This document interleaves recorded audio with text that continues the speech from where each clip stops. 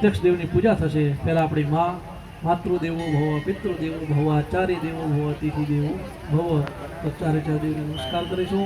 અને એના પહેલાં આપણે પૂજા કરવા બેઠા એના માટે આપણને અધિકાર પ્રાપ્ત થયો પુણ્ય દ્વારા નંદી શ્રાદ્ધ કામ તો કરવું પડે, પણ એ આપણે કરતા નથી। ખાલી સ્મરણ માત્રેણ ખાલી સ્મરણ પિતૃનું કરી અને આપણે કરીશું। તો પિતૃને પણ નમસ્કાર કરી જાઓ, કેમ કે એના આશીર્વાદથી આપણે જે સ્થાન ઉપર બેઠા કોના આશીર્વાદથી છીએ? પિતૃ માતા પિતાના આશીર્વાદ તો જ થાય, નકર થતો નથી। અને પિતૃનું આશીર્વાદ લીધા પછી આ કર્મ કોના આધારે છે? ભૂદેવોને પણ નમસ્કાર। મંગલમ પિતૃ પ્રસાદાસ્ય ધન કનક સમૃદ્ધિરસ્તુ। બોલો શ્રી પિતૃનારાયણ ભગવાન કી જય। પુણ્યવચન अधः पुण्यवाचन प्रयोगः अधः भूस्पर्शः भूरशि भूसदाम्भ विशदाय विश्वपूर्तिम् पृथ्वी यत्मदिदम्भ महीद्योः पृथ्वी जननिमयज्ञकु युक्षिताम्भ प्रीतानुभवन्